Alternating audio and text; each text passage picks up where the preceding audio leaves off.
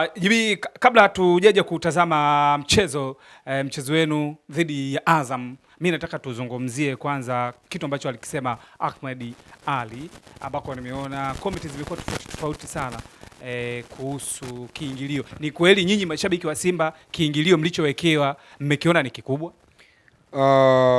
Insachi, unajua kila timu sawa ina mipango yake. Hii mechi ni Azam. Si umeelewa? Hii mechi ni nani? Ni Azam. Kwa hiyo anaipanga viingilio ni nani? Azam mwenyewe. Si mechi timu mwenyeji. Sisi kiingilio kilikuwa kawaida ni 5,000 mzunguko, lakini sisi tuliweka 10,000. Si ndio? Tuliweka 10,000 KMC. Mbona watu wanaingia? Si watu wa Simba, si watu wa kulalamikia viingilio. Si umeelewa? Wale wameweka 15,000 kutokana na uwanja. Tena mimi nimeshukuru kwa sababu tutaingia wale tunaopenda Simba yetu. Si umeelewa?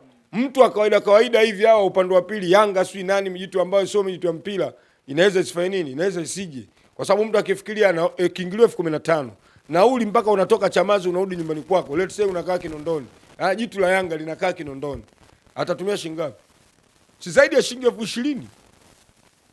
Si umeelewa? Kwa hiyo hii italeta uwiano na uhalisia nani anatakiwa aende kiwanjani. Kwa hiyo mimi kwa hapo kwa Ahmed Ally mimi siwezi nikamuunga mkono juu ya kiingilio. Kwa sababu kwanza wale wana haki ya kupanga kiingilio kwa sababu wao ni nani? Ndio wenyeji wa uwanja. Kwa hiyo wenyewe wameamua uwanja wao unaingiza watu 8,000.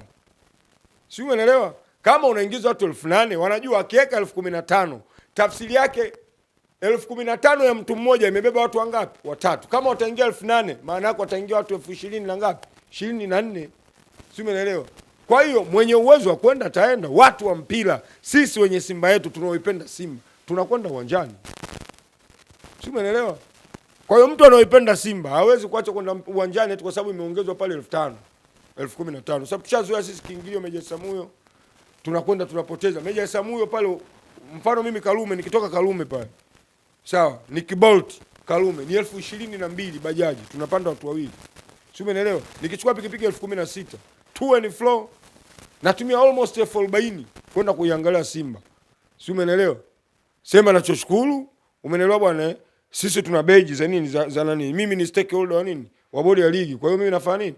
Naingia free. Lakini siendi peke yangu, mimi naenda na mke wangu uwanjani. Mechi kubwa kama hizi lazima niende na watoto.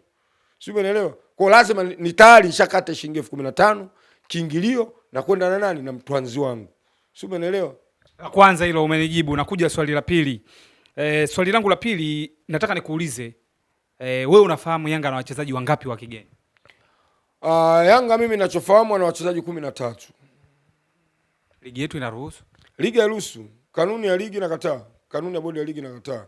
Unatakiwa na wachezaji 12, lakini Yanga ana wachezaji 13. Na hakuna kwenye ligi yetu timu nyingine ambayo ina wachezaji 13 kama Yanga. Hakuna, ni zaidi ya Yanga. Hakuna, ni zaidi ya nini? Ya Yanga. Kwa sababu huyu mchezaji Damaro, sawa, yeye alikuwa Singida, lakini Singida alikuwa anamtumia kama mchezaji mgeni. Sio, unaelewa? Alikuwa anatumika kama mgeni. Kama mgeni, lakini kaja Yanga na uraia sikaanzia kupatia kule. Si aliomba na Singida. Kwa hiyo uraia aliupatia kule. Kwa nini wale wakumtumia kama mchezaji wa nani wa local player? Lakini leo ukija katika sheria na kanuni, yule amekamilisha taratibu za uraia wa nchi. Sio, umeelewa? Ina maana ana haki za kimsingi za kinchi kama citizen of Tanzanian Republic, si ndio? Ana uwezo wa kumiliki ardhi, ana uwezo wa kupiga kura, ana uwezo wa kufanya chochote kama raia mwingine yoyote. Isipokuwa sasa kwenye uraia wa mpira yule hajahama. Na ndio maana huko tuna rais Wallace Karia. Huko kuna rais mama yetu kipenzi chetu Mama Samia. Lakini huko kuna Wallace Karia ndio rais wa mpira. Sasa je, serikali ya mpira huko alihama?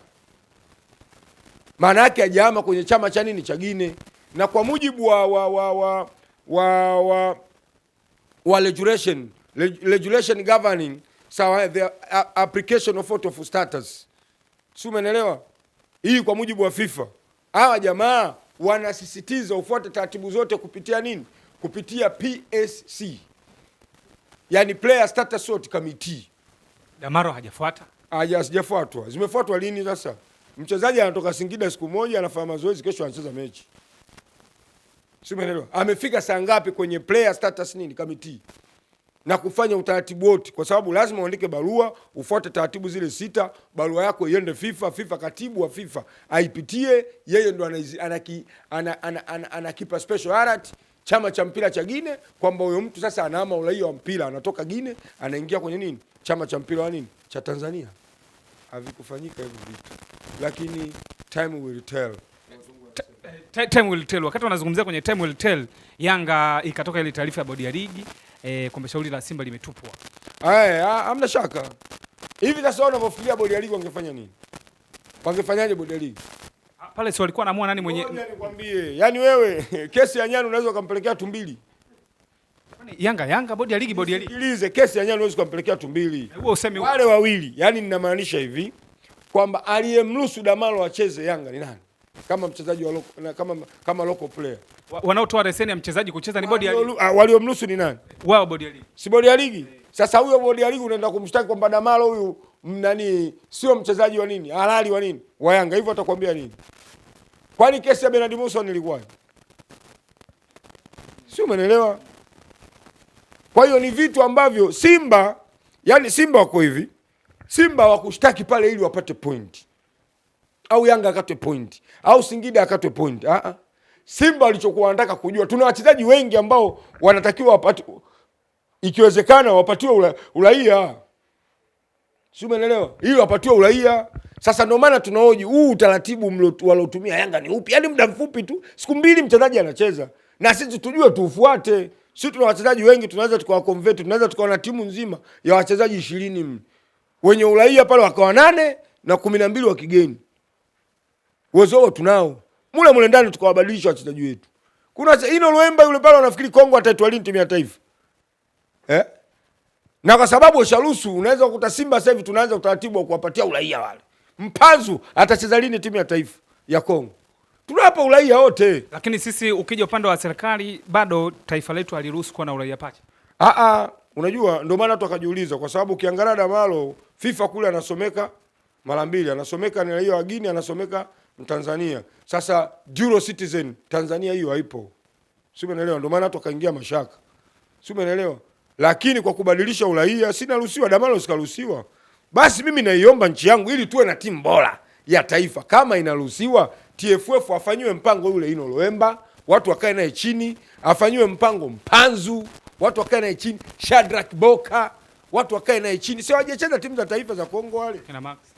Kina Max Zingeli hawana timu wale. Kule hawezi kaitwa Kongo, kuna wachezaji wengi watoka na wamefuzu kombe la dunia Kongo. Kwa utegemei kumuona Max sumu.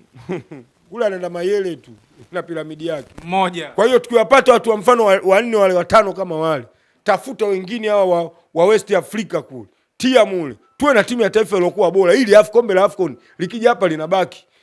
Sio, umeelewa? Lakini sasa unakuwa na mchezaji yani ambaye hasa kama yule Damalo hivi, wewe unaiko hapa Damalo hapa Kagoma, wewe unaenda na nani? Au yule Kevin Nation. Unaenda na Damalo kweli? Damalo muda wote anagonga tu malafu.